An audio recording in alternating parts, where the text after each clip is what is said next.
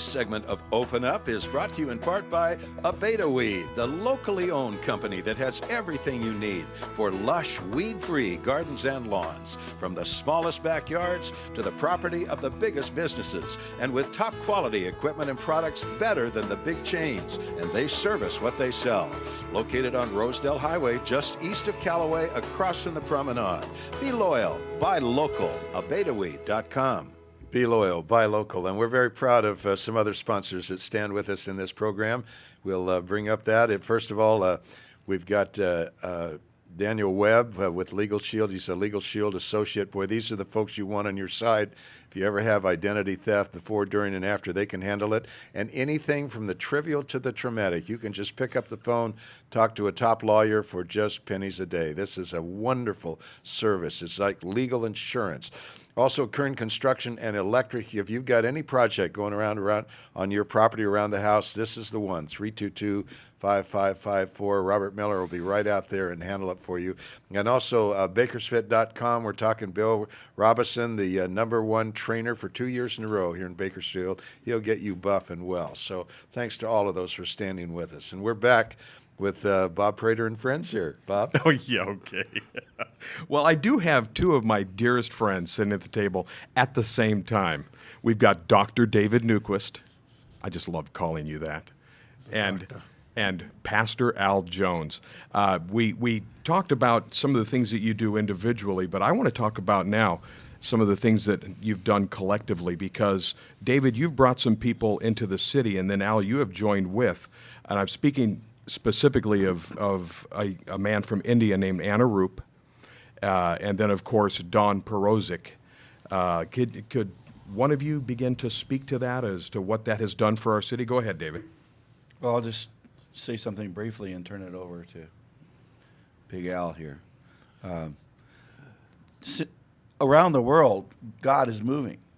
And we can get real pessimistic. We will listen to the negative news and all that kind of thing. We forget the gospel is good news, and there's good news. There's probably very soon there'll be more Christians in China than there are people in the United States. The gospel is moving so fast there, and the people, thousands and thousands, are coming to Christ every single day. Anurup, I brought here from India with a friend of mine from Oregon, and he is going house to house. He's responsible for over 500,000 souls in less than 10 years in India through this chain. So these people are coming now to the United States. They're teaching us how to get back to the essence of Christianity. You know, like I like to say, everybody's looking for the new wine, but the new wine's still made out of grapes. And the grapes of the fruit of the Spirit and the love, joy, peace, and the basics of evangelism and prayer, the things we've been talking about. So we're getting back to the heart, the simplicity of the gospel. And we're seeing, in the last few weeks, we've seen phenomenal results just going out door to door. And I'll let Al share about that because he's the champion in this. We really partnered in this thing together. And other churches are involved too, and some college students from Summit Bible and different ones. Talk to us about, he mentioned door to door. What is that? We go into an area of the city and we go door to door and just say, hey, we represent churches in our city that have been praying for our city and our nation, and how can we release a prayer of blessing for your family? We end up sharing the gospel with them, and I'm amazed at how many people are saying yes at their door to Jesus. And it's been eye-opening for me. I love anything that we can do to get the saints outside the walls of the church. So we have people that are used to being out in the city, either doing the grocery outreach or doing what we call treasure hunts, praying for people at Target or Walmart or whatever, and doing that kind of thing. And we had a group of people that are used to seeing people being blessed or healed out in the city, but they weren't leading them to the healer. And so Don came into town, and one of the things that struck me when talking with him was he called us professional Christians, and that really resonated within me.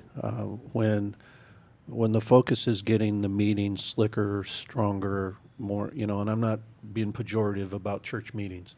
We're called to gather together, but he was saying there are people out in the harvest that are waiting who know nothing about the gospel, who are just waiting for you to go out there and give them a simple gospel presentation.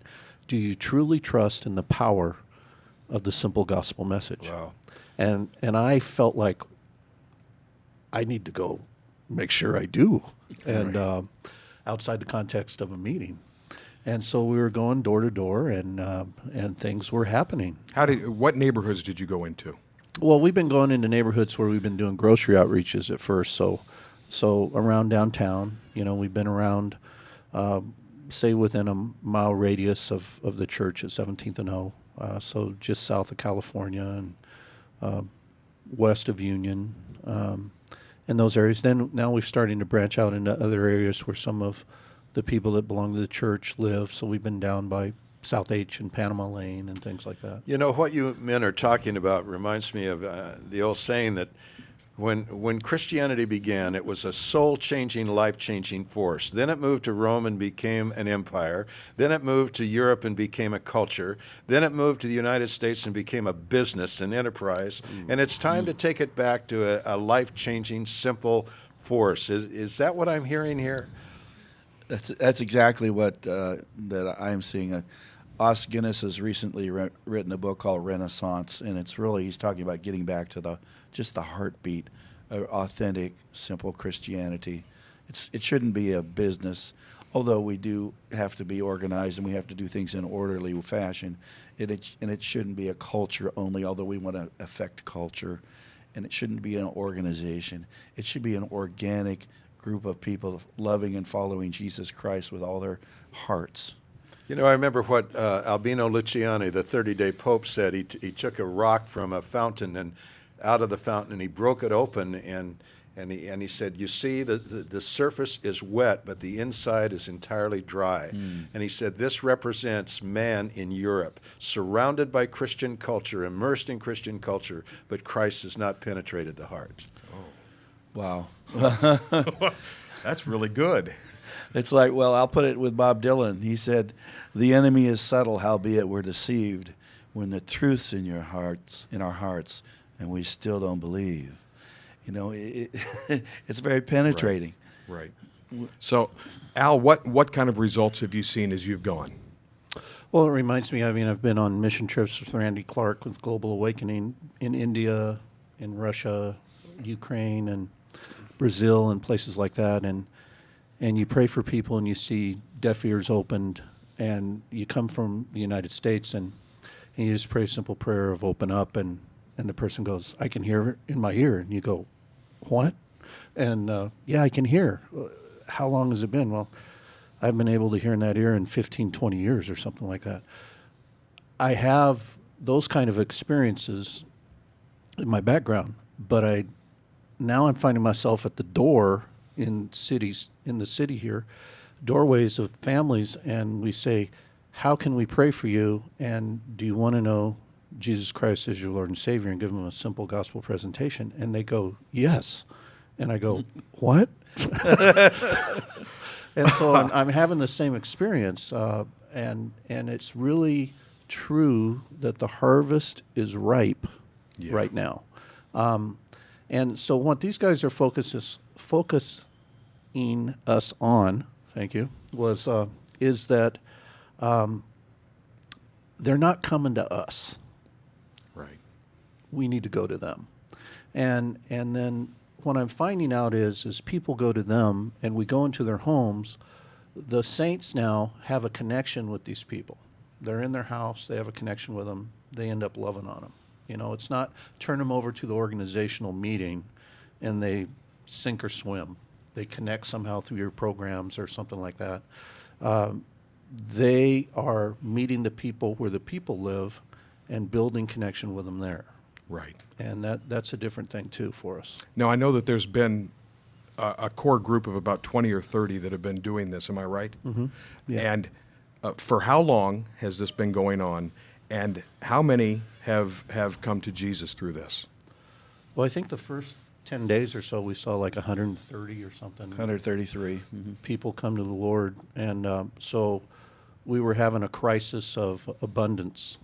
We needed people that now would go into the homes and do some simple presentations of who is Jesus, baptism, what he accomplished on the cross, one is discipleship, and those kinds of things. So we had to kind of call off the jam on the door to door so that we could follow up with the people that we were impacting that way. And so, but now we have a Harvest Training School coming up October 22nd at the river, where Don will be back and a South African gentleman that Dave Hamilton Film Malter. and they will be training people on this kind of presentation and stuff. Gentlemen, we're coming to the end of this segment. It sounds to me like Bellingham, Washington, Bakersfield, California, you're kind of creating a template that any city can then look at and follow. Not that there's a cookie cutter way to reach the world, but there are some fundamental principles that are really working here, and that could work anywhere. Yeah, as a matter of fact, Jason Hubbard in Bellingham has invited me to come up in January and introduce the house-to-house movement up there with Don Prozik and that. So it's a mutual back and forth, but it's really the prayer was the starting because we're praying over the city, and God answers prayer. And here we're seeing the answers coming, and then, of course, there's many more, but this is exciting. Wow. Listen, when we come back, you're going to hear some good words for the coming week from one of Bakersfield's most remarkable women, Kathleen Shelton. You're going to love meeting her. She's known in many places around the country for her radio show, but you're going to meet her in person in just a minute, and we'll be right back.